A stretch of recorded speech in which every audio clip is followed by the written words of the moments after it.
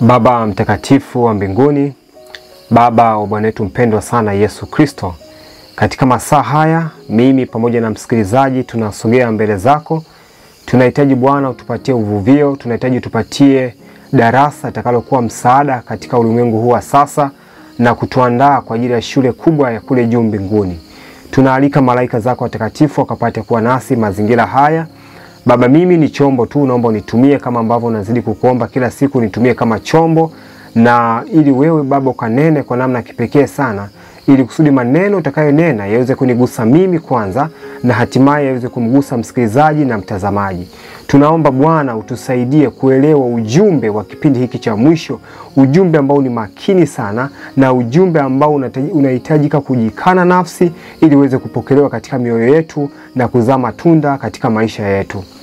Baba wa mbinguni, sina lugha njema ya kuzungumza jambo hili, sina lugha nzuri ya kuzungumza jambo hili, lakini nakuomba wewe uniwekee hata lugha njema ya kuombea jambo hili.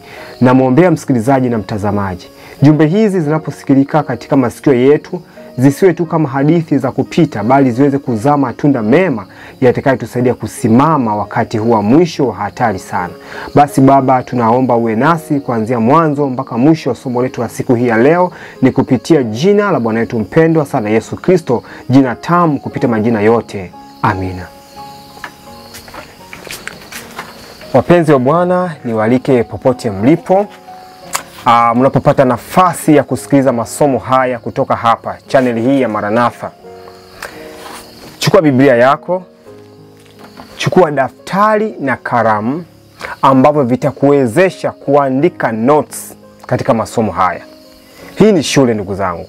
Hii ni sehemu ya uchapishaji, ni sehemu ya utangazaji wa ujumbe, yani kwamba hii ni publishing, lakini hapa hili ni darasa ambalo Bwana anatupatia. Na kile ambacho Bwana ananipatia kukizungumza, huwa naanza kukipitia kwanza mimi mwenyewe, kinibariki ndipo nikilete kwako. Kwa hiyo ninaamini kwa neema ya Bwana siku hii ya leo Bwana anaenda tena kunena nasi kwa namna ya kipekee sana. Kama utakuwa umefuatilia somo lililopita, tulitazama kitu kinachoitwa maandalizi 7 ya kivitendo kwa zahama inayokuja au kwa dhoruba inayokuja. Maandalizi 7 makuu ya kivitendo. Na tuliweza kutafakari jambo moja mpaka jambo lile la 7. Na katika jambo la 7 tuliona linaitwa soul winning au kuongoa roho. Na jambo la kwanza lilikuwa nasema ibada, devotion. Ndugu zangu, leo hii naomba tuanze kuangalia kipengele kimoja baada ya kingine kwa undani kidogo, ili kusudi tuweze kuona namna gani Bwana anaweza akatusogeza tena karibu na yeye. Tulitazama jambo la kwanza, tulikuwa tunasema ni nini? Ni ibada. Ndugu zangu, tunapotafakari mambo haya yote tunaenda kuyatafakari katika nuru ya mpango wa ukombozi. Maana tunaambiwa wazi kwamba katika elimu kurasa 125, elimu kurasa wa 125, naomba tufike katika hii nukuu. Ni nukuu nzuri sana na ni nukuu makini sana. Elimu ukurasa wa 125, elimu 125. Asante, hii hapa imepatikana hapa. Inasema hivi: dhumuni kuu la Biblia. Hii nukuu tulishawahi kuitafakari wakati fulani katika masomo yetu haya ya mpango huu wa ukombozi. Tulitafakari kwa uzuri sana, lakini leo hii Bwana ameona vyema ailete tena. Na hii nukuu mimi sikujua kama nitaizungumza siku hii ya leo, lakini Bwana ameona vyema wacha niinene hapa. Kwa sababu mimi hata ninaposimama hapa kuna wakati naandaa mtiririko wa somo fulani, kwamba huu mtiririko wa somo leo hii nitaenda kuufundisha. Lakini napofika hapa Bwana pia ananipatia kitu kingine. Siwezi nikamzuia roho wa Mungu anayenena. Kwa hiyo hii nukuu imekuja na inaona inaweza ikaenda sambamba na somo letu hili la siku hii ya leo. Inasema dhumuni kuu la Biblia, dhumuni ambalo kwalo kila dhumuni jingine katika kitabu kizima kimejengwa, ni mpango wa ukombozi. Kwa maana nzima ni kwamba Biblia nzima kuanzia kitabu cha Mwanzo hata kitabu cha Ufunuo, vyote hapo vinaelezea mpango wa ukombozi. Kwa maana rahisi anaelezea sasa mpango wa ukombozi ni nini. Anasema urejeshwaji wa sura ya Mungu katika nafsi ya mwanadamu. Urejeshwaji wa sura ya Mungu katika nafsi ya nani? Ya mwanadamu. Hiyo ndio inaitwa mpango wa ukombozi. Kwa hiyo mpango wa ukombozi utaeleweka vizuri, utakamilika vizuri pale ambapo mwanadamu atakaporejeshwa katika ukamilifu aliokuwa nao kabla hajaanguka dhambini. Na michakato hii ndugu zangu inafanyika katika hatua zote za patakatifu. Tunapotafakari patakatifu, chumba cha ua wa nje, patakatifu chumba cha kwanza, na patakatifu pa patakatifu. Tunapotafakari kuhusiana na kuhesabiwa haki katika ua wa nje, mwanadamu analipiwa deni, analipiwa bei ya ukombozi. Na hii bei ya ukombozi sio jambo lingine bali ni maisha ya Bwana wetu mpendwa sana Yesu Kristo. Kwa hiyo tumekombolewa kwa thamani sana, sio kwa vitu viharibikavyo bali kwa damu ya Bwana wetu mpendwa Yesu Kristo. Lakini Bwana hahitaji tuishie hapo tu, anahitaji tutafakari sasa kile ambacho Kristo anakifanya sasa kama kuhani. Kwa hiyo Yesu amekufa kama mwana kondoo, lakini sasa anaishi kama kuhani aliye hai. Lengo lake ni nini? Kutuvuta karibu na yeye, kuturejesha. Ndio hii nukuu inavyosema, urejeshwaji wa sura ya Mungu katika nafsi ya mwanadamu. Huo ndio mpango wa ukombozi. Kwa hiyo nilikuja katika hii nukuu, lengo tu ni kuonyesha kwamba Biblia nzima kuanzia kitabu cha Mwanzo hadi kitabu cha Ufunuo, hapo ndugu zangu tunajifunza kitu kinachoitwa mpango wa ukombozi. Kwa hiyo leo sasa tunaenda kutafakari katika hatua ile ya kwanza ambayo inasema kipengele kile cha ibada, kipengele cha ibada. Na nilisema kwamba wakati fulani Kiswahili kinaweza kisilete uzito sana, lakini kwa lugha nyepesi ya ile lugha za kule ng'ambo inasema devotion. Devotion ni maana yake ni namna tunavyoweza kujitoa wenyewe kwa Bwana. Hiyo ndio maana devotion. Yaani ndio maana ninasema kwamba maisha yote kila siku hapa duniani ni ibada. Ukila, ukinywa, ukivaa, ukitembea, yote hayo ni maisha ya ibada. Lakini leo katika ibada nitatamani sana tutafakari hiki kipengele cha maombi na imani. Hilo ndio jambo ambalo natamani leo tukalitafakari kwa uzuri kwa neema ya Bwana. Na sina haraka yoyote, tuna haraka yoyote, kwa hiyo tutakwenda taratibu kwa uhakika. Hata kama tukatumia vipindi vitatu, hata kama tukatumia vipindi vinne, hakuna tatizo lolote. Maana msingi wa mambo yote ndugu zangu ni ibada. Mwanadamu akiwa na mahusiano na Kristo mazuri, atafahamu mambo mengine yote kwa uzuri. Kwa hiyo jambo lile ambalo nilisema kwa linaitwa elimu ya kweli na kazi ya kweli, kile ni kipengele kingine ambacho tutakitafakari hapo mbele. Lakini kabla sijafika huko kukutafakarisha jambo hilo, lazima kwanza tuweze kutafakari mahusiano yetu na Kristo. Kristo ni rafiki yako? Kristo ni rafiki yangu? Je, tuna uhakika kama Baba wa mbinguni ni rafiki yetu na tunaweza tukamwita Baba kweli kwa ujasiri? Kristo tunaweza tukamwita kama ni kaka yetu kweli? Tunapopiga magoti kuomba, je, tunamwita kama ni kaka? Leo hii ndugu zangu, ninaomba sana Bwana tusaidie niweze kunena kwa lugha ambayo ni nyepesi inayoweza kueleweka. Hebu tuombe tena. Baba mtakatifu wa mbinguni, ninakuomba unisaidie kwa namna ya kipekee sana, ili kusudi niweze kunena kwa lugha inayoweza kueleweka ya urahisi kabisa, ili kila mmoja aweze kuwa na mahusiano na wewe.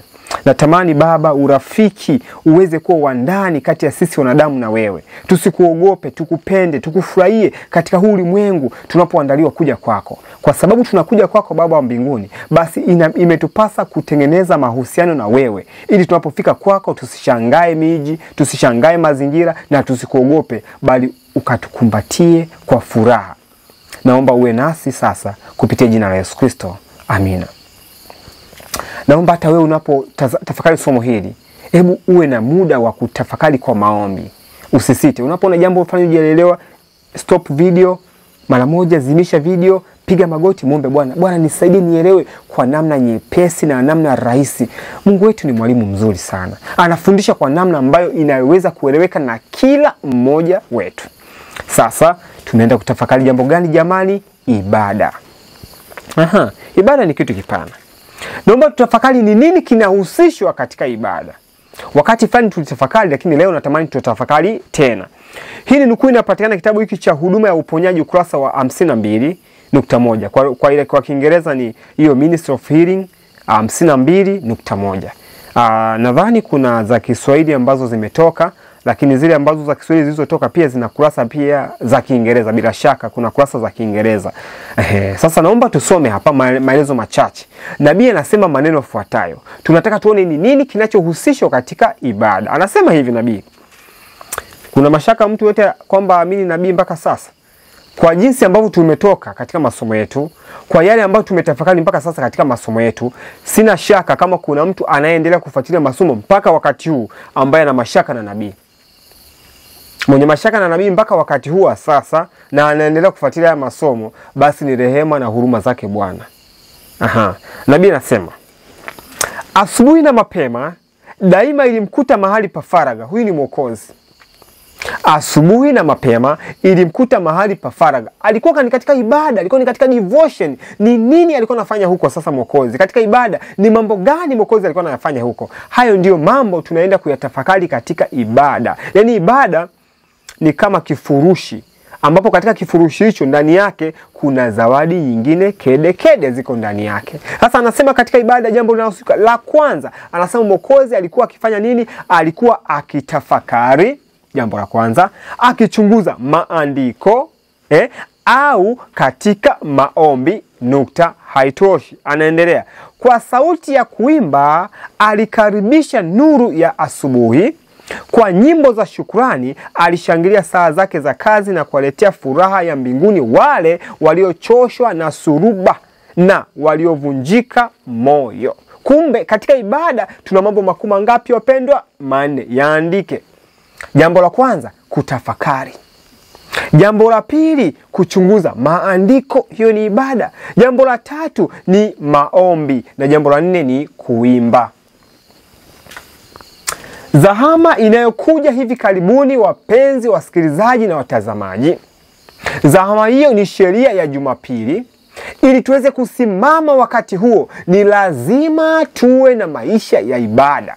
Ni lazima tuwe na maisha ya kutafakari, maisha ya kuchunguza maandiko, maisha ya maombi na maisha ya uimbaji wa nyimbo za sifa na utukufu kwa Baba yetu wa mbinguni. Ndugu zangu, sio jambo jepesi kusimama wakati huo, lakini ni vyepesi mno kama tutatii yale Bwana anayetuambia. Msingi wa mambo yote, msingi wa Kristo ni ibada. Msingi wa Kristo ni maombi ya kina sana, ya ndani sana. Sasa hapa leo katika mambo haya yote, jambo ambalo natamani tulitafakari sana leo kwa kina ni kipengele cha maombi na ni kipengele cha kuchunguza maandiko. Hivyo vinaendana sambamba. Mtu yeyote anayechunguza maandiko na anayeomba atajikuta tu ni mtu wa kutafakari, na atajikuta tu ni mtu wa kuimba nyimbo. Twende tuanze taratibu. Kutafakari. Nini ambacho unachotafakari?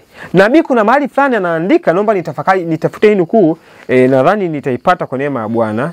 Anasema tunatakiwa kujifunza mambo kadhaa tunapokuwa katika ibada, katika maombi. Kuna mambo ya kujifunza. Anasema tunatakiwa tujifunze kungojea, kuomba na anasema tunatakiwa tujifunze kutafakari, kungojea na kuomba. Hebu nitafakari hii nukuu kama nitaipata kwa urahisi hapa. Ni nukuu nzuri sana inayoanzia na hiyo tafakari. Unajua tunapoenda katika ibada lazima tuwe kwanza na muda wa kutafakari. Ni nini ambacho unataka uombe? Maisha yako yameshindaje kwa siku nzima? Umekuwa na siku nzuri namna gani? Umekuwa na siku mbaya namna gani? Nini cha kumweleza Bwana? Naomba nitafakari, nitafute hii nukuu. Anasema ngoja nitafute kwa kitabu ambacho ni kirahisi kupatikana. Ndio. Nimepata kwenye kitabu cha Elimu sura ya 30, na ni sura ambayo leo tutaangalia baadhi ya nukuu kadhaa katika hiyo sura ya 30. Sura ya kitabu hiki cha Elimu. Mimi nina kopi hii ya Education. Ziko nyingi. Kuna matoleo mengi kitabu hiki cha Elimu. Kwa hiyo ni sura ya 30. Kuna baadhi ya mambo tutatafakari hapa. Sasa katika ukurasa ule wa 260, paragrafu ya kwanza, nabii anasema maneno yafuatayo. Anasema tunatakiwa kujifunza. Hapa kuna maelezo yalianza kutolewa juu, lakini mimi nataka tuanzie hapa. Anasema kwamba tunatakiwa they must give themselves time to, tunapaswa kujipatia wenyewe muda wa kufikiri au kutafakari, muda wa kuomba na muda wa kungojea. Naomba tu nijaribu kuzungumza haya mambo matatu. Kuna muda wa kutafakari, kuna muda wa kuomba na muda wa kungojea. Sasa hayo tutaenda nayo taratibu kadri tunapopiga hatua hapo mbele. Unajua kuna wakati mwingine ibada yako nzima inaweza ikajikita katika kutafakari. ukakaa ukatafakari, lakini hauwezi pia ukatafakari kitu ambacho hujakisoma. Kile ambacho unakisoma ni rahisi kukitafakari. Unaona Sasa hebu tuendelee mbele kidogo. Hapo nimekutambulishia tu kwamba katika ibada tuna vitu vinavyohusika. Kuna tafakari, kuna kuchunguza maandiko, maana kusoma Biblia na roho ya unabii. Kuna jambo lingine ambalo ni kuomba, lakini vile vile kuna jambo la uimbaji. Naomba nisonge mbele kidogo. Hasa natamani tutafakari mambo makuu mawili ya msingi. Jambo la kwanza ni maombi, na jambo la pili ni jambo la kuchunguza maandiko. Hilo kipengele cha tafakari na uimbaji vinaingia ndani yake, lakini vikubwa vinavyohusishwa katika devotion, katika ibada ni mambo makuu mawili. Ni jambo la kuomba na jambo la kuchunguza maandiko. Hivi vitu viwili ni mapacha. Vitu viwili, maombi pamoja na kuchunguza maandiko, hivi vitu viwili ni mapacha. Popote katika maandiko matakatifu utagundua maombi na kuchunguza maandiko ni mapacha. Ila kuna mahali utaona inaandikwa kwa namna nyingine tofauti kidogo, lakini leo hii tutatafakari kwa uzuri. Yote hiyo inakuwaga ni maana moja.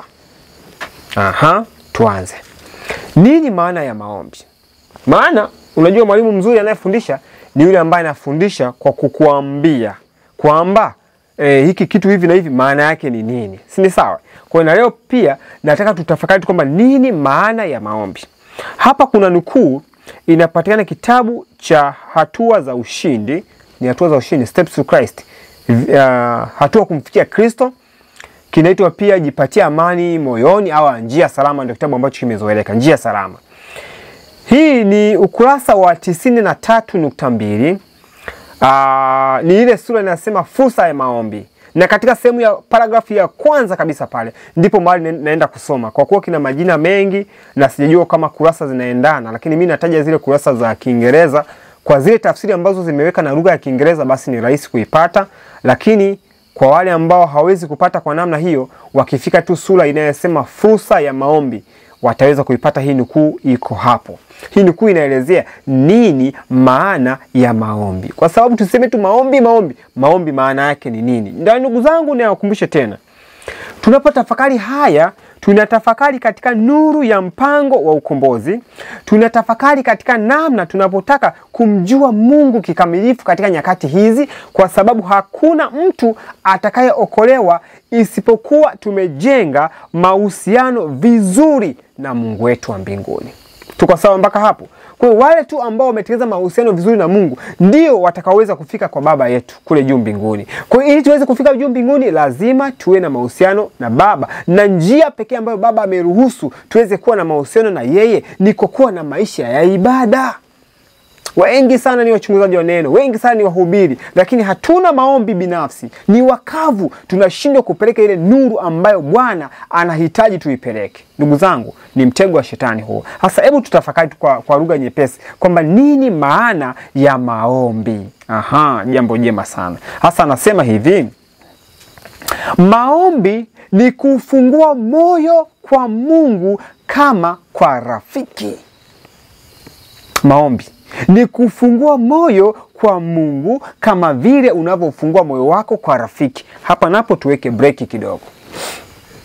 Mimi nina rafiki. Bila shaka na wewe una rafiki. Ni namna gani unaweza ukamfungulia moyo wako rafiki? Na kuna kielezo ambacho Kristo amekizungumza kuhusiana na maombi, alipozungumza mfano kwamba alipotoa kielezo kwamba kulikuwa na ndugu moja, alikuwa na rafiki yake. Huyu ndugu ambaye ana rafiki alitembelewa na rafiki. Alipotembelewa na rafiki nyakati za usiku, akasema kwamba hapa ndani sina chakula cha kumpatia huyu mgeni. Nitafanyaje? Akakumbuka, nina rafiki yangu, ninaye rafiki. Na huyo rafiki nina uhakika nikifika kwake ninaweza nikapata mkate wa kumpatia huyu mgeni. Japokuwa ni usiku, lakini nitaenda kumwambia. Akaenda. Kwanza jambo la kwanza, kuna mambo mengi sana. Natamani hata mengine nisiyazungumze kwanza sasa hizi. Ni mambo mazuri mengi, lakini wacha niseme kidogo. Kuna mambo kadhaa katika maombi. Jambo la kwanza ni kujua uhitaji wako. Kwa hiyo huyu ndugu alitambua ana uhitaji wa nini? Wa kupata kitu kinachoitwa mkate kwa ajili ya huyu mgeni aliyefika hapo nyumbani.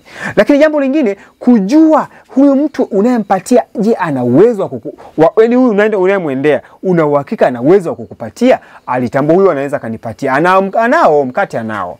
Sasa sisi tunapomwendea Baba wa mbinguni, kwanza inatakiwa tujue mahitaji yetu ni nini, jambo la kwanza. Lakini jambo la pili ni kuamini kwamba ninaenda kumuomba ana uwezo wa kunipatia. Mara nyingi tumemuomba tu afu tuna mashaka. Baba wa mbinguni, nakuomba tenda Baba, tenda Baba, tenda. Lakini atatenda kweli?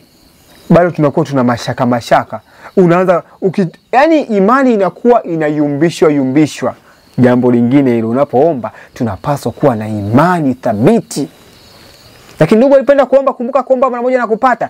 Aliomba, alisihi kwa bidii. Hiyo ni hali ya jitihada katika maombi. Wengi hatuna jitihada katika maombi. Unatamani kwenda mashambani, ni kweli. Umeona ujumbe wa Bwana anasema nenda mashambani, huu ni wakati wa mwisho.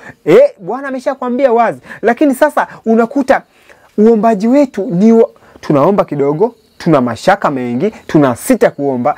Inaashiria hatumaanishi kile ambacho tunachokizungumza katika maneno. Maana mahali pengine maandiko yanasema tunapaswa pia kuyaishi maombi yetu.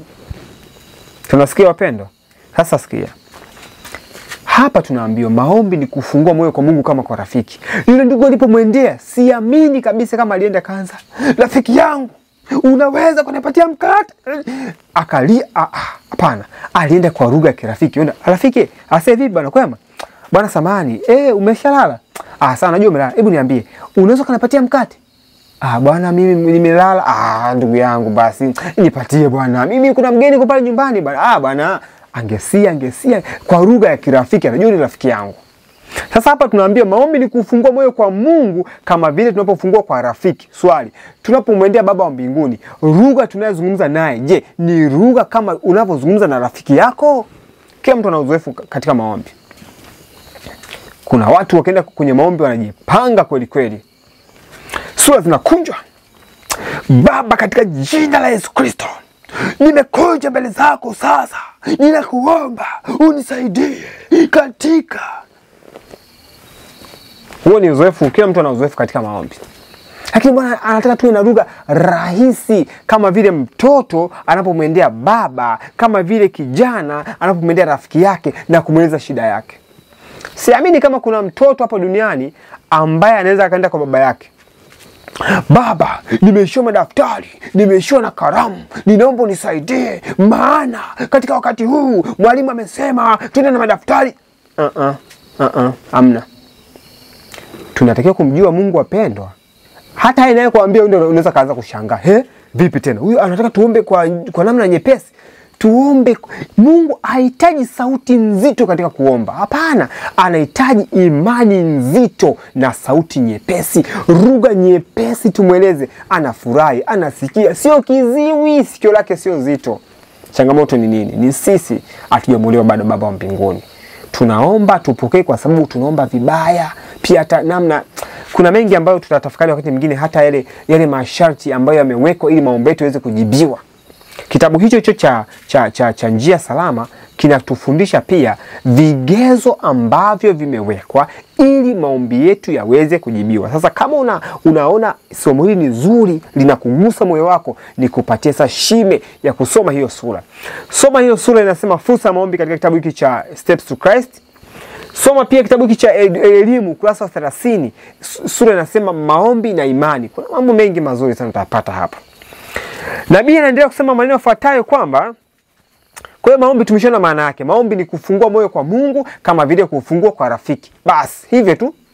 Unapoenda kwa Baba wa mbinguni, nenda kama unavyoenda kwa rafiki yako. Mueleze jambo lako, mwachie atimize mapenzi yake. Maana yeye anakuwazia mema, anajua mema kwa ajili yetu. Unajua sisi kuna wakati tunadhani tunajipenda sana. Tunapomlilia Mungu katika shida zetu, tunamngangania. Kuna wakati unaanza tu ukatamani kusema, ina maana Mungu haoni. Nishakufika kwenye mazingira, yashakunikuta mazingira ambapo ni mazingira magumu. Katika mazingira hayo ninaomba, hadi kuna wakati najiuliza mwenyewe, ina maana Bwana anaona kweli? Hapa sitaaibika katika hili kweli? Unaona, hayo ni mawazo ya mwanadamu. Mimi nawaza kwamba sitaaibika katika jambo hili, lakini nasahau kwamba kila jambo tunaloliomba linapotimizwa ni kwa utukufu wa Baba, na kama halijatimizwa na ni mapenzi yake, itakuwa ni aibu kwa Baba wa mbinguni. Na maandiko yanathibitisha wazi kwamba chochote ambacho Bwana ameahidi kukitekeleza, asipokitimiza anaweka kiti chake cha rehema katika hatari. Sikia, Bwana asipotimiza yale aliyoahidi kuyatimiza, anaweka kiti chake cha rehema katika hatari, kwa sababu ameahidi na hajatimiza. Shetani atamwambia, Shetani atamwambia, ulioahidi watoto wako utawafanyia 1, 2, 3, na mbona hujawafanyia? Ulioahidi waende nje ya mji utawalisha huko, mbona walishi? Ulioahidi kwamba utawapatia nyumba nje ya mji, mbona wapatii? Ulioahidi kwamba watakuwa kichwa wala sio mkia, mbona sasa sio hivyo? Uliahidi kwamba, ulisema kwamba hujawahi kuona mwenye haki akiombaomba mikate barabarani, mbona hawa hawana chakula? Shida ni nini? Unasikia? Kama tukifuata mpango wa Mungu vizuri, ndugu zangu, niwaambieni ukweli, sio kwamba tutakuwa kama akina Balesa. Kuna wakati watu nadhani kwamba Balesa amebarikiwa. Una habari kwamba Balesa ndio akawa ana laana kubwa pale? Shida ni kwamba kila mtu ana jambo lake na Bwana. Kila mtu ana jambo lake na Bwana. Kuna watu wanampendea Bwana kwa sababu ya utajiri. Yaani anatamani niyo tajiri. Mwingine anasema kwamba niyo tajiri nibariki kazi ya Mungu. Yaani kwamba Bwana nibariki, niwe na pesa nyingi nibariki kazi yako, niyo tajiri. Hasa kwa nini usiombe hivi? Bwana, wale ambao ni watoto wako, naomba uwabariki. Kila mtu umpatie mahitaji yake. Kama ni wahubiri wanahitaji vifaa kwa ajili ya mahubiri, uwabariki, wapate pesa hao. Hata mimi nisipopata sio mbaya, ila wao wapate. Maana lengo si ubariki kazi ya Mungu. Si ndio lengo ubariki kazi ya Mungu.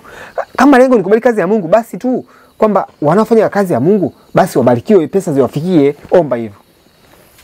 Kama unaona unapata utata kwenye moyo wako, jichunguze, maombi yako ni ya ubinafsi. Nasikia? Maombi yatakuwa ni ya ubinafsi kama unapata utata. Lakini kama huna utata wowote, kwamba pesa zikipita mikononi mwako ni sawa, zikipita mikononi mwa wahubiri ni sawa, zikipita kwa yatima wenyewe ni sawa, zikipita kwenye mahitaji mbalimbali ni sawa, yani una wasiwasi wote, umebarikiwa na Bwana tangu sasa. Lakini kama una wasiwasi kwamba nilikuwa naomba nipate pesa kwa ajili ya kufanya 1, 2, 3 kwa ajili ya watumishi wa Mungu, na wazo linakuja, kwa nini pesa watu wa watumishi wa Mungu zisiwafikie wao wenyewe moja kwa moja? Hili ni mbaya. Jiulize, kwa nini zipite kwako? Kuna namna unataka zipite pia, uzibanie kidogo, afu zingine ziende, zingine zibaki. Si ndio hivyo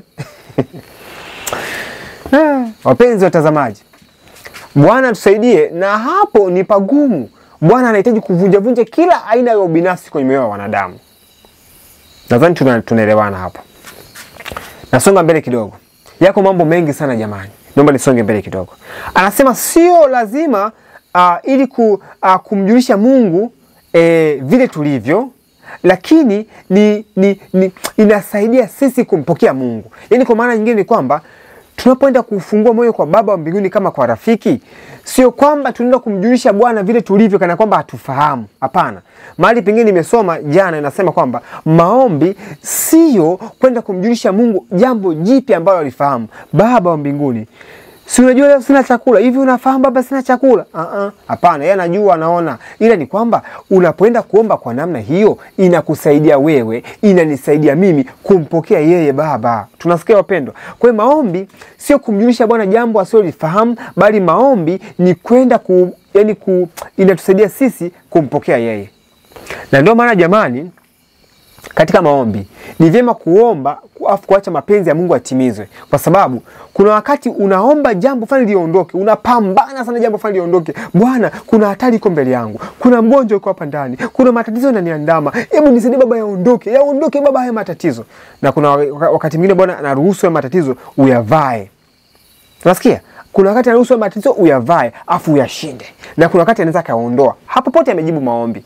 Akili zetu zikiwa na mawazo kwamba Bwana anaweza karuhusu jambo hili nikutane nalo, kama ni tatizo, anaweza akaruhusu ukutane nalo, na pia anaweza akaruhusu liondoke. Mfano, juzi kati nilikuwa naongea na rafiki yangu hapa, nikamwambia pata picha, kuna watu wawili. Hao watu wawili wakatoka na pikipiki. Wakasema ngoja tusafiri kwenda mjini au mahali fulani. Alafu kila mmoja akamwomba Bwana, Bwana nakuomba unilinde njiani, unisafirishe uniondolee na ajali na mikosi na mabaraa. Sio, unajua maombi yetu na kila kitu. Na mwingine tena akaomba vivyo hivyo. Alafu safari ikaanza kuelekea mjini na pikipiki. Katika hiyo safari mtu wa kwanza akasafiri vizuri kabisa bila shida, amefika mjini. Akasema Baba, asante kwa ulinzi wako. Na mtu mwingine akatoka na pikipiki akasafiri. Akafika mbele ya safari, akapata ajali. Pikipiki karuka juu, kagonga mawe, kaenda kwenye msingi, karudi tena barabarani, kazunguka ikakaa sawa. Afa sipate shida yoyote, akasema Bwana niokoe, na akajikuta kwa barabarani salama salimini bila shida yoyote. Tunasikia wapendwa? Katika hawa wawili sasa, kila mtu alimwomba Bwana unifikishe salama mjini. Na huyu kweli amepata ajali, hajaumia, hajapata shida yote, lakini mwisho siku amefika salama mjini.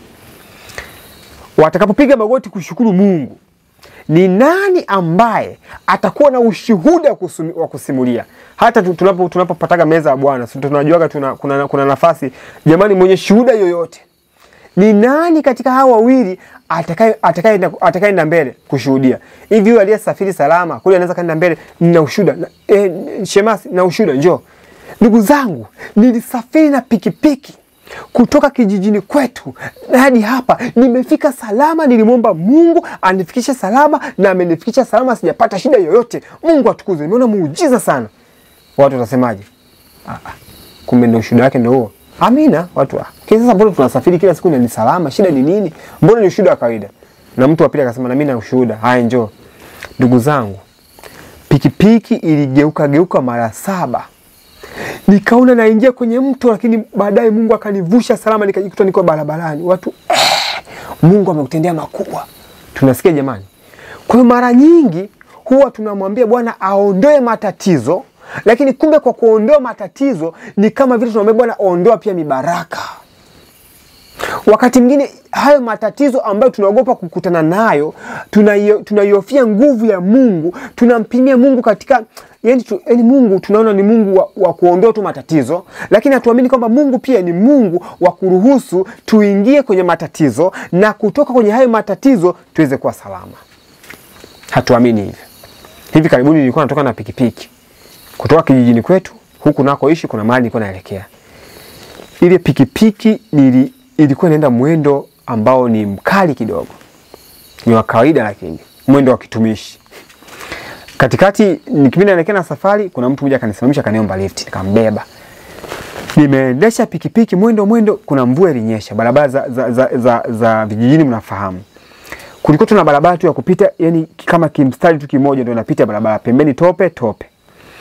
Nikiwa na mwendo mwanzoni mwa safari yangu, nikawa naimba nyimbo, nikawa natafakari njiani. Nimejifunza kitu fulani ambacho natamani tujifunze pamoja, kuzungumza na Mungu kila wakati. Anasema tengeneza tabia ya kuzungumza na Mungu. Ukiwa kazini, ukiwa wapi, kila wakati anasema tuinue moyo kwa nani? Kwa Mungu. Kwa hiyo nikawa naongea na Kristo kama rafiki yangu ya Yesu. Unajua bwana, naenda huko, najua natamani kurudi salama nyumbani na nini kwa Yesu.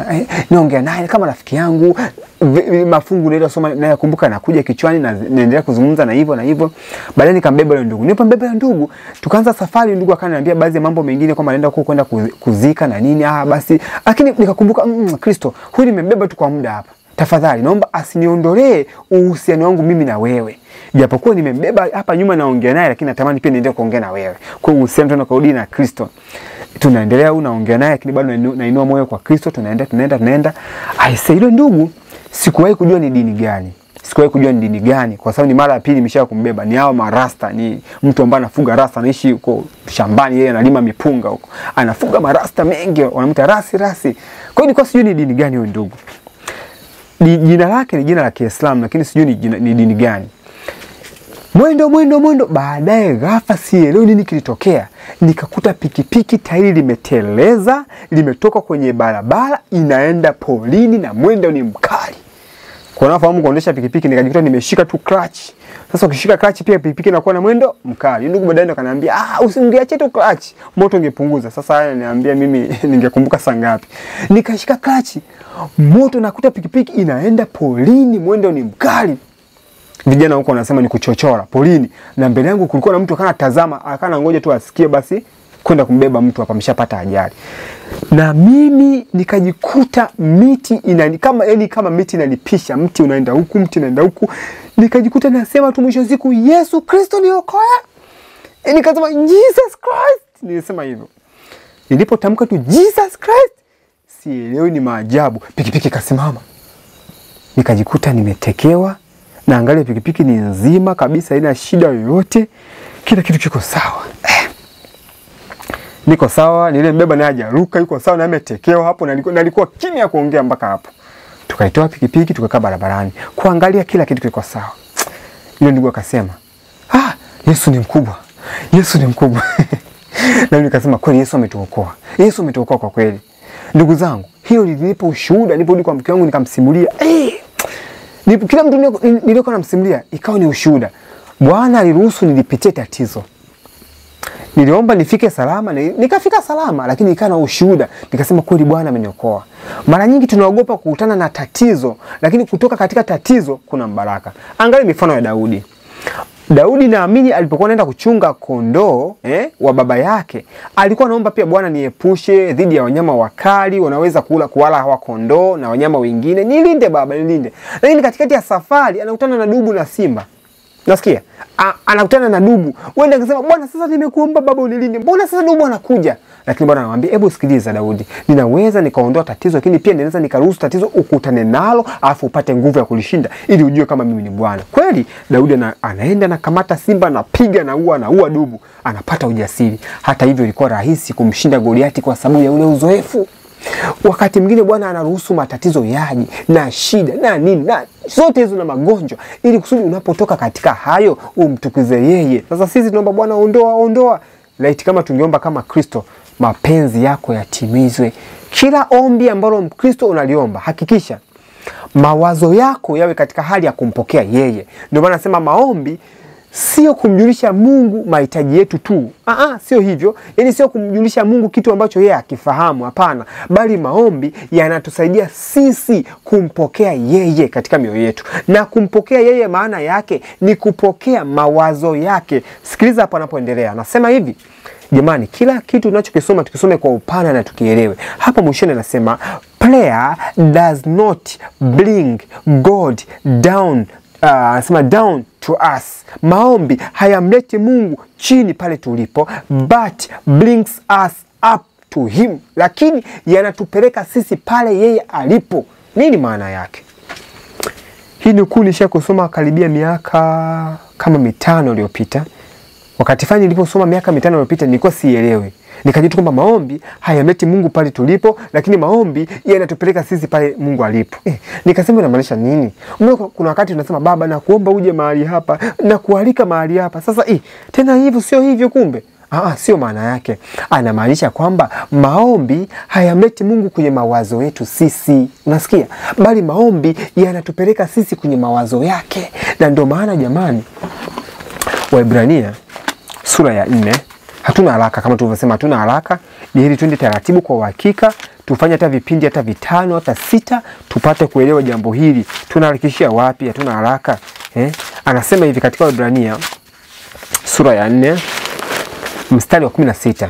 Maandiko yanasema hivi, basi na tukikaribia kiti cha neema kwa ujasiri, ili tupewe rehema na kupata neema ya kutusaidia wakati wa mahitaji. Swali, hiki kiti kiko wapi? Hiki kiti kipo katika chumba cha patakatifu pa patakatifu. Unasikia? Hapo ndipo ambapo Bwana anasema na tukikaribia hicho kiti. Sasa mimi nikiwa nyumbani kwangu asubuhi ninapoamka kwenda kupiga magoti na kuomba, hapo nakikaribia vipi kiti cha rehema?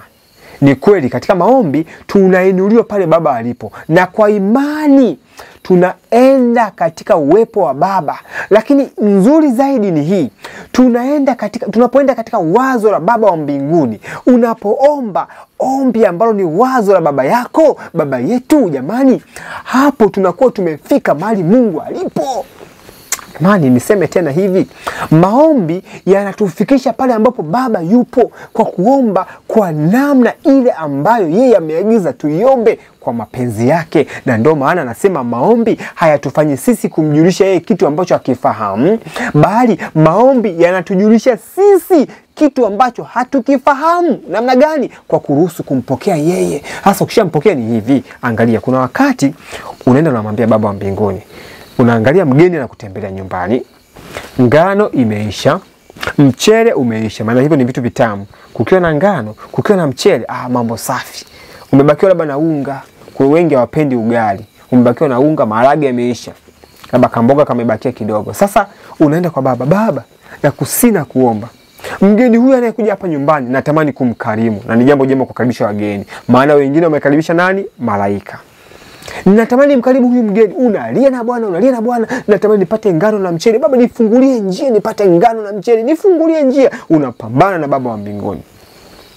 Wewe wazo lako tu ni moja, upate ngano na mchele, ngano na mchele. Hilo ndio ombi ambalo unamwomba Bwana. Lakini Bwana alihitaji umwambie hivi, Bwana, mgeni anakuja, shida hiyo mimi na Bwana tunaiona. Akwambia mimi ninaiona. Mgeni anakuja na wewe chakula chako hapa nyumbani umebakiwa na hiki na hiki. Hasa basi Bwana, naomba mapenzi yako yatimizwe. Ninatamani mgeni huyu anapofika hapa nyumbani wala abadilishe nini? Vyakula. Itakuwa ni baraka kwangu, ni furaha. Lakini najua hata mtoto wako anakuja huyu, itakuwa ni furaha akibadilisha vyakula hapa nyumbani. Ni kweli. Lakini naomba mapenzi yako yatimizwe katika jambo hili. Unasikia? Yeye sasa ataona jambo gani ni jema. Aruhusu mgeni aje, ale kilichopo, au akupatie kile ambacho wewe unahitaji, au kile ambacho unadhani unakihitaji.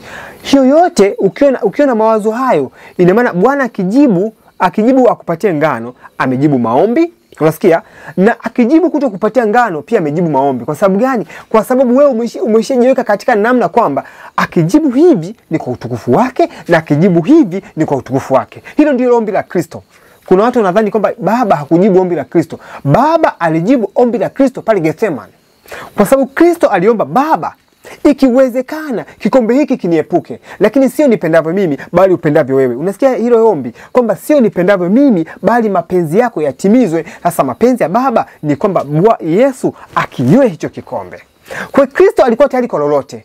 Ikiwa utatamani lijibie ombi kwa namna hii ni sawa, au kwa namna nyingine ni sawa. Ina maana hata Baba angekiondoa kikombe, kumbe kukiondoa kikombe ni mapenzi ya Baba wa mbinguni. Ndugu zangu, inatakiwa tufike point ambapo tuombe ombi ambalo linamweka Baba wa mbinguni katika namna ya kusema, huyu kijana, huyu dada, huyu bibi, aisee. Yaani kwamba mwambie Bwana, mimi niko tayari kwa lolote. Nimekumbuka uzoefu. Tunasoma sana uzoefu wa vijana wale watatu. Yaani wale vijana wakamwambia hivi mfalme, sikiza tukwambie. Na hapa ninakumbuka vitu vingine. Mara nyingi maombi yetu sisi wanadamu, jamani, tuseme na ukweli, maombi ya sisi wanadamu mara nyingi ni Mungu aokoe tu. Hai ni maombi ya kilokole, ya uongo. Wale walokole wa uongo na maombi ya namna hiyo. Wapo walokole wa kweli ambao wanaomba Bwana mapenzi yako yatimizwe, wapo. Hilo walokole wengi sana ni kuombea tu kwamba Mungu atende, Mungu atende. Amnaga hicho kitu. Hata kunyamaza kule ambako tunadhani kunyamaza, kumbe Mungu ameshatenda na sisi hatujajua na hatujashukuru. Nasikia? Wale vijana walimwambia mfalme, sikia tukwambie. Yaani wewe una haja kutuuliza mara mbili. Sisi Mungu wetu wa mbinguni anaweza katuokoa. Lakini hata kama sio hivyo, wameshajua mapenzi ya Baba wa mbinguni ni kumtii mpaka mwisho. Hata kama sio, wacha tu tufe. Hilo ombi hilo lenyewe lilitikisa mbingu. Unasikia jamani? Inatakiwa tuombe maombi ya kutikisa mbingu. Baba wa mbinguni, nahitaji hiki na hiki na hiki kwa ajili ya jambo hili. Hayo ndio mapenzi. Hii ndio jambo ambalo natamani litekelezeke. Lakini haya ni mawazo ambayo mimi nayawazia. Lakini wewe unajua vyema zaidi. Ukiona unipatie ni sawa, na kama sio ni sawa, ila mapenzi yako yatimizwe. Alafu iache sasa mapenzi ya Baba wa mbinguni yatimizwe. Ina maana hata asipokupatia hicho kitu na siku hii ikapita, mwambie Baba, nakushukuru kwa sababu umeona vyema kutimiza mapenzi yako kwa namna hii. Nimetumia muda mwingi sana kuelezea jambo hili la maombi. Kuna mengine mengi ya kujifunza hapa mbele. Jamani wapenzi watazamaji na wasikilizaji, kuna mambo natamani tuyatafakari. Hii nukuu nisome au nisisome? Nisisome kwa sasa. Naomba tutafakari katika maombi masuala kadhaa katika maombi. Kuna mambo ya msingi ya kutafakari katika maombi. Hayo ndio mambo ambayo natamani tuweze kuyatafakari kwa uzuri. Na katika maombi jamani, tumesema sayansi ya maombi inaendana sambamba na sayansi ya kulichunguza neno. Mahali pengine nabii anasema hivi, nisome hapa. Katika kitabu hiki cha elimu, nitasoma katika kipengele cha ukurasa wa 257. Inaweza kuwa ni 257 kuelekea 258. Nabii anasema maneno yafuatayo. Anasema hivi: maombi na imani yamefungamanishwa sana. Maombi na imani yamefungamanishwa sana. Nabii anaendelea anasema kwamba na yanahitajika, niseme hii lugha ni tafsiri vipi? Anasema au tunahitaji kujifunza hivyo vitu pamoja, au vinahitajika kusomwa au kujifunza pamoja. Mambo mangapi? Mambo mawili. Nini na nini? Maombi pamoja na imani. Tunatakiwa tujifunze vitu hivyo pamoja. Sasa hapa anasema, naomba niende mbele kidogo. Katika ombi la imani kuna sayansi ya kiungu. Katika ombi la imani kuna sayansi ya kiungu. Anasema sayansi ambayo kila mmoja ambaye anahitaji maisha yake ya kazi kuwa na mafanikio ni lazima aielewe. Sasa hapa napo ni pazito mno. Hii nayo ni shule hiyo. Sentensi ambazo nimezisoma sasa ni shule hiyo. Tunaambiwa maombi pamoja na imani, tunatakiwa hivi vitu viwili tujifunze kwa pamoja. Na katika ombi la imani kuna sayansi ya kiungu au kuna sayansi ya kimbingu, ndugu zangu, katika ombi la imani. Na katika haya yote, yule ambaye anahitaji maisha yake ya kazi yawe na mafanikio, ni lazima hii sayansi aielewe. Hilo sio ombi, ni lazima hii sayansi aielewe. Hapo ni pa msingi mno jamani. Hebu tuombe tena tunapoendelea. Baba wa mbinguni, na kuomba tena unisaidie na utusaidie kwa pamoja tuweze kuelewa mambo haya ambayo tunayojifunza katika jina la Yesu Kristo. Amina. Maombi na imani lazima tujifunze kwa pamoja. Nukuu ziko nyingi zinazozungumzia jambo kama hilo, lakini hebu nikuulize kitu kimoja. Nini maana ya imani? Au imani inatoka wapi? Maandiko yako wazi, yanasema hivi: imani chanzo chake ni kusikia, na kusikia huko huja kwa neno la Kristo au kwa neno la Mungu. Hapa sasa naomba tuanze kufungua baadhi ya vitu. Tutaenda taratibu hivi. Anasema hivi: imani chanzo chake ni kusikia, na kusikia huja kwa neno la nani wapendwa? Huja kwa neno la Kristo. Very good. Sasa basi, anaposema imani, nini anachokizungumzia kikubwa hapo? Anaposema imani, anazungumzia neno la Kristo. Kwa sababu neno la Kristo ndio chanzo cha imani. Kwa maana nyingine jamani, imani ni hii hapa.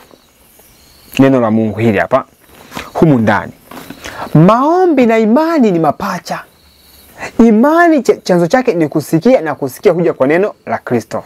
Na ndio maana nabii katika Pambano Kuu anaandika, anasema kwamba akizungumzia hivi vitu vikuu viwili, anasema shetani anajua vizuri kabisa kwamba wale wote atakao waongoza kupuuzia maombi na kuchunguza maandiko atawateka katika mitego yake.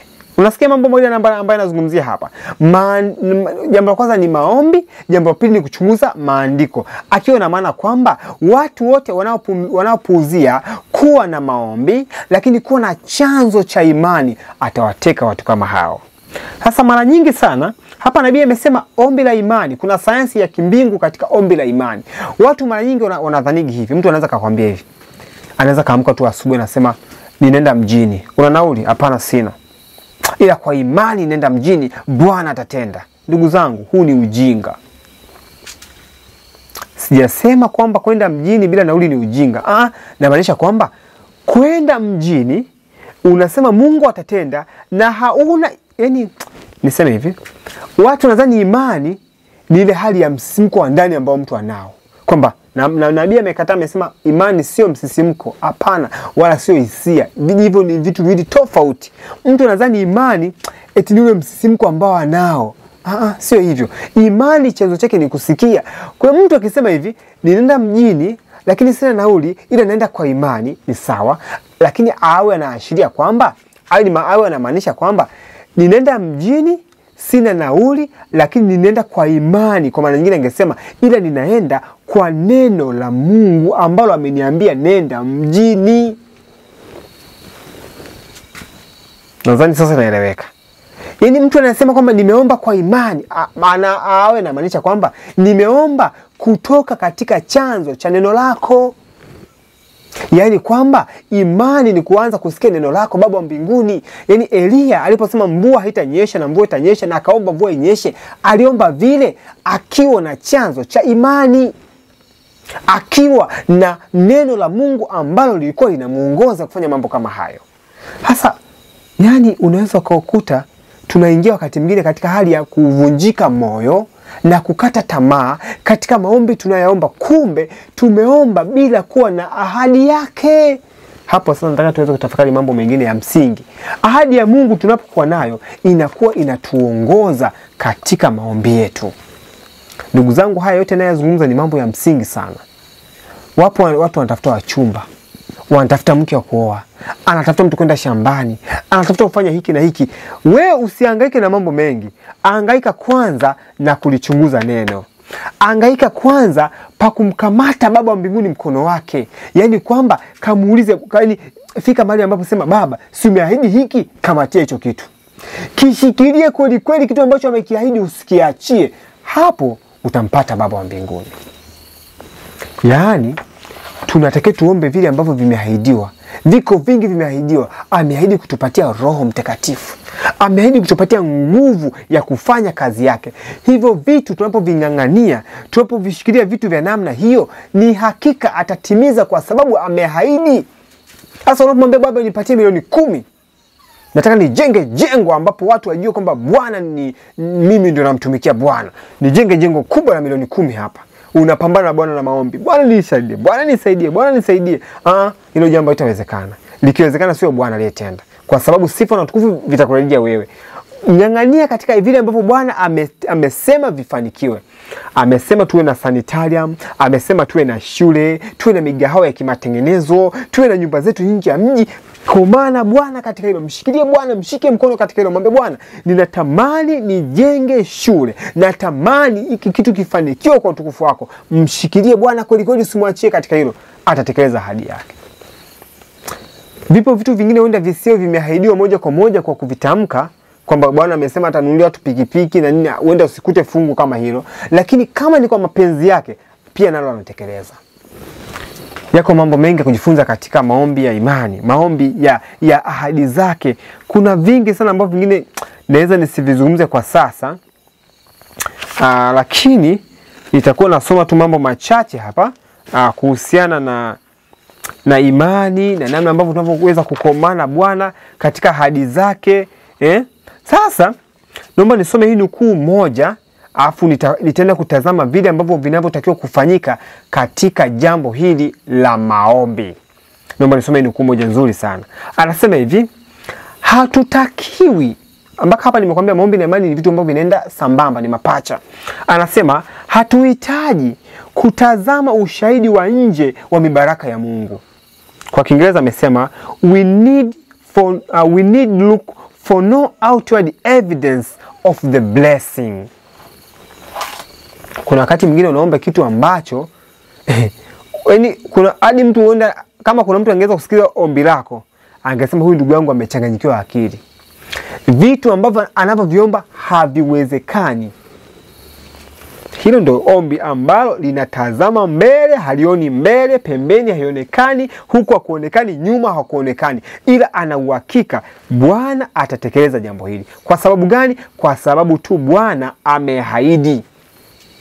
Ikiwa Bwana ameahidi jambo hilo, usiogope kumuomba. Hata kama mazingira unayoona hayaruhusu, wewe muombe. Kama ameahidi, wewe muombe, usiogope kumuomba. Sasa anasema hatutaki kuona viashiria vyovyote vya mibaraka ndipo tuanze kuomba. Nasikia wapendwa watazamaji, hayo hivyo. Unaenda kwenye shamba, Bwana amesema nendeni nje ya mji. Amekupatia shamba tayari. Una uhakika ni mapenzi ya Mungu hilo shamba. Lakini ukiliangalia hilo shamba, unasema hii shamba halina rutuba. Walau lingekuwa na rutuba japo kidogo, ningeweza kuanza kufanya kitu. Hapo utakuwa umepungukiwa imani. Kama una uhakika amekuongoza huko nyuma, hata hapa sasa anaweza kukuongoza.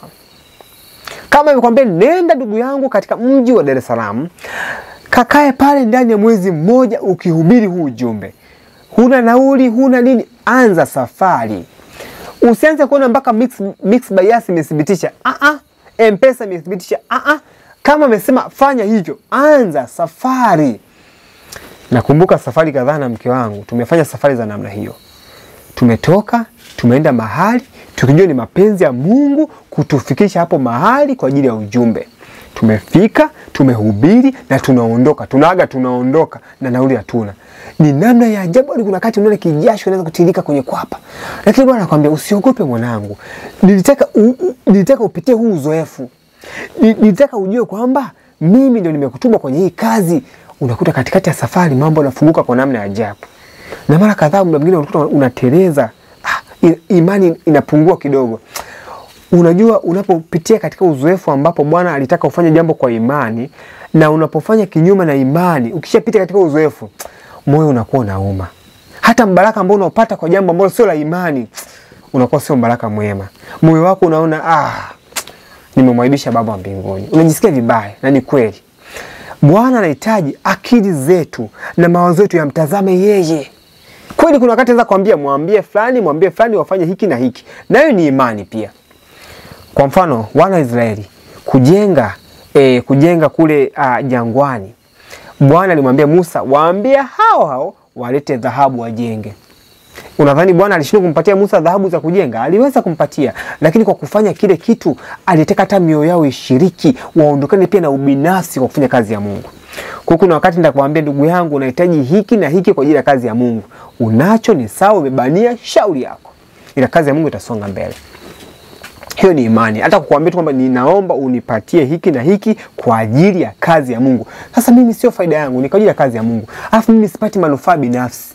Yaani wewe unapofanya kitu kwa ajili ya kazi ya Mungu ambayo mimi naifanya, unipi mimi, unampa Baba wa mbinguni. Labda kama unajua unanipa mimi, usinipe.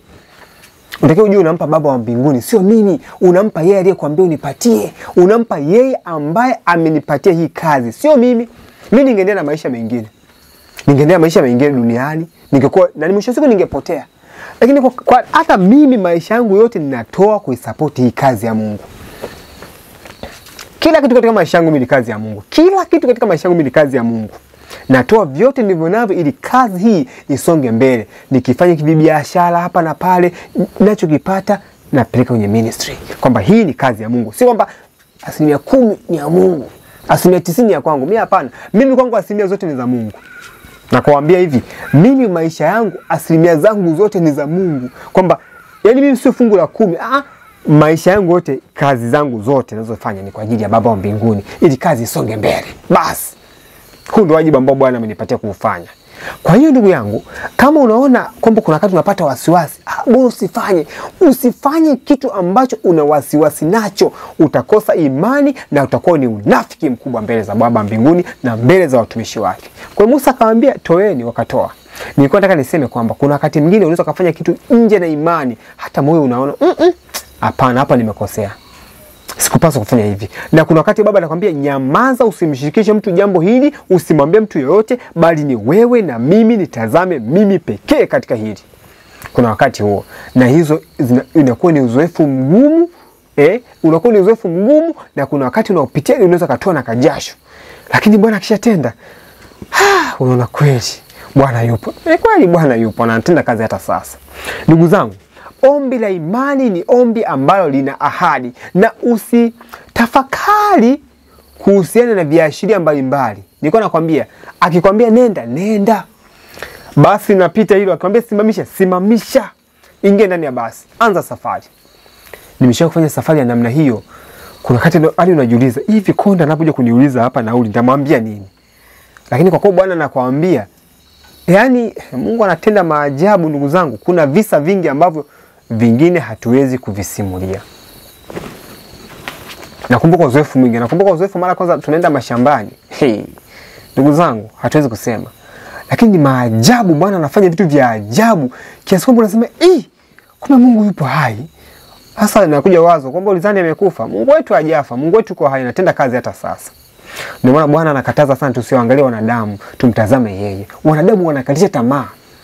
Unapoanza kutazama macho kwa wanadamu, wanadamu wanaweza wakakatisha tamaa na kudhoofisha kazi ya Mungu. Kwani kazi hii sio wanadamu, na hakuna mwanadamu ambaye amepewa mzigo wa kazi ya Mungu. Na hakuna mwanadamu ambaye ameitwa rasmi kuisupport kazi ya Mungu, hamna. Kila mwanadamu ameitwa kuifanya hii kazi. Hakuna mwanadamu ambaye wameambiwa wewe kazi yako ni kutafuta pesa ili kazi ya Mungu isonge mbele. Sijawahi kuona ni kuwa ufungu. Hamna. Lakini wewe Bwana akikubariki una wajibu wa kufanya kile ambacho Bwana anakuambia ukifanye. Asilimia zote unapaswa kufanya. Usipofanya ni kwa uangamivu wako mwenyewe, sio kwa uangamivu wa kazi ya Mungu. Kazi ya Mungu haiwezi kashindwa hata siku moja. Hata siku moja. Ukizembea kufanya kazi ya Mungu, Bwana anamuinua mtu mwingine, anamfanya kuwa mfereji, anamfanya kuwa mbaraka. Huyo ndiye atafanya kazi kwa namna ya kipekee. Naye kingine na ubinafsi anawekwa pembeni, anachaguliwa mwingine. Hivyo hadi mwisho wa kazi inapoenda kumalizika. Anasema tusitazame hivyo kwamba hapa usitazame wanadamu. Unamwomba Baba wa mbinguni lakini unamtazama mwanadamu fulani. Kosa kubwa sana hilo tunalifanya. Anasema zawadi iko katika ahadi. Hapa ni mahali ambapo nitaka tuweze kuishia siku ya leo.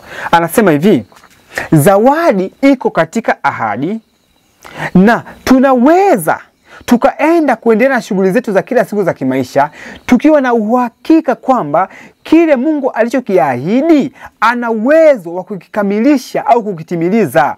Na ile zawadi ambayo tunaimiliki kwa sasa itadhihirishwa kwetu wakati tutapokuwa tunaihitaji sana.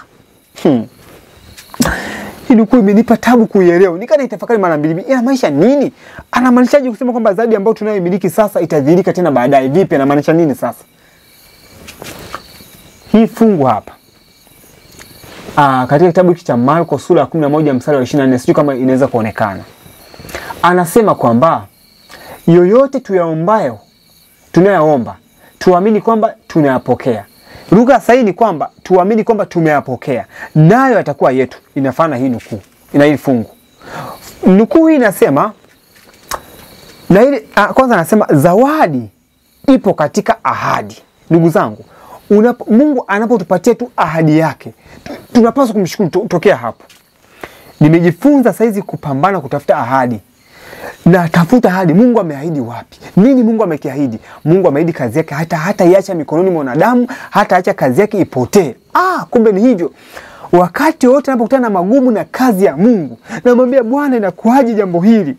Ninapopata wasiwasi na kupata uoga, Bwana anambia usiogope. Hivi karibuni Bwana amenifundisha kuzitazama ahadi na kupambana na hizo ahadi. Alafu niseme kwamba tayari nimekwisha pokea tangu sasa. Alafu naposema nimekwisha pokea tangu sasa, nasema kwamba kwa kuwa tu nimepata hii ahadi, basi hii ahadi itaenda kunitolea ile zawadi. Kwa sababu zawadi anasema the gift is in the promise.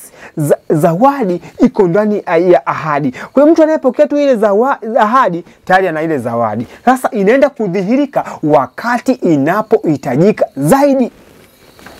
Hilo fungu linasema kwamba tunapoomba tuamini tumepokea. Unasikia? Alafu sasa anasema tuamini kwamba tumekwisha pokea, nayo hayo yatakuwa yetu. Kumaanisha kwamba tumepokea nini sasa? Saizi tumepokea nini? Tumepokea ile ahadi, promise.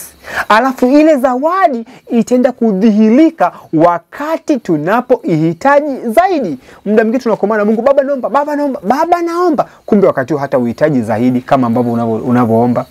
Tunaona kumbe wakati ambapo inapohitajika sana, Bwana anasema sasa nakupatia. Kuna wakati uliniomba sana, sio wakati wake, ila wakati wake ni sasa. Na ndio maana kuna baraka ndugu zangu wa kuandikaga maombi yetu. Tunatakiwa tuandike ombi fulani. Bwana anapokuja kulitenda anasema Ndugu zangu, mimi nakumbuka katika Biblia yangu ndogo nilipewa na rafiki yangu mmoja, niliandika baadhi ya mambo. Nikasema Mungu wa mbinguni, ni muda mrefu, miaka mingi imepita. Nikaandika sema natamani kufanya kazi ya Mungu. Nitafanya kazi ya publishing. Nikaanza kuandika mambo. Nikasema Mungu akinipatia hiki, akinipatia hiki, akinipatia hiki. Una habari vitu ambavyo nilikuwa naviandika, nilikuwa hata sijui. Nilikuwa naviandika hivyo vitu na majina yake hivyo hizo device nilizokuwa naziandika. Majina hayo na Mungu amenipatia vitu hivyo. Nikashangaa. Nimekuja kugundua baadaye, nikagundua hivi karibuni nimesoma nukuu inasema kwamba tunapaswa kuandikaga maombi yetu. Alafu Bwana anapojibu tunatakiwa tumrudishie sifa na utukufu. Tusiwe watu wa kusahau kumrudishia Mungu sifa na utukufu. Naomba niishie hapa siku ya leo, lakini naomba nikupatie hili wazo. Tafuta ahadi za Mungu katika maandiko matakatifu. Ukizipata zinganganie hizo ahadi. Mwambie Bwana, umeahidi hivi na hivi, naomba unitimizie hizi ahadi. Naomba utimize. Omba. Hilo ndio litakuwa ombi la imani. Tutaishia hapa, tutaendelea wakati ujao. Mambo haya ni mambo mazito sana, ni mambo ya msingi sana. Uko mjini unatamani kwenda mashambani, mume anaumwa, mke anaumwa, na tafuta tu ahadi basi. Komana ahadi. Alafu mwachie Bwana mapenzi yake yatimizwe. Usiforce, usinganganize mambo. Mwachie Bwana afungue njia. Usingangane kufungua njia ambazo Bwana amezifunga. Ukingangana, mimi mara nyingi nanikutaga wakati fulani. Unakuta jambo ambalo Bwana anakuambia acha, usilitekeleze kwa sasa. Unapambana nalo. Linakuja kutekelezeka katika namna ambayo inavunjisha moyo. Unasema huu ni mbaraka kweli? Unasema hapana, huu sio mbaraka. Hapa nimeforce mbaraka wa Mungu. Bwana anakuambia nilikuwa nataka nikufundishe hilo. Tuendelee tena kutembea na wewe. Twende tena. Hivyo. Kama watoto wadogo, Bwana anataka kutufundisha katika shule yake. Baba yetu mtakatifu wa mbinguni, asante sana kwa upendo wako, asante kwa baraka zako. Baba, tunahitaji tukupende, tunahitaji tukufahamu nyakati za mwisho. Baba, hatua ya kwanza ya msingi ya kukufahamu wewe na kuwa na maandalizi ya kusimama wakati wa zahama kuu ni kuwa na maombi ya dhati, kuwa na maombi ya msingi. Na tutaendelea wakati mwingine Baba wa mbinguni ambapo utatupatia neema. Tujalie hivyo kuweza kujifunza mambo haya, kukuza imani, kuzoeza imani. Yani tufike wakati ambapo imani itakuwa ni mambo halisi kama mitume walioishi wakati wa zamani. Walitembea ukiwa na wewe tu, walijua wako salama, hawakutembea na mapesa, hawakutembea na mavitu mengi kama ambavyo sisi tunahangaika nyakati hizi. Lakini walipokuwa na wewe, walikuwa wanatembea na benki wakati wote. Asante kwa baraka hiyo. Tujalie kukupenda na kuisogeza mbele kazi yako. Kupitia jina la Yesu Kristo. Amina. Wapenzi wa Bwana, Bwana awabariki sana. Na watakeni mema katika shughuli zenu, katika biashara zenu, na katika mambo yote mnayofanya, muyafanye kwa utukufu wa Mungu. Tuyafanye kwa imani, tuyafanye kwa imeandikwa. Bye bye. Maranatha.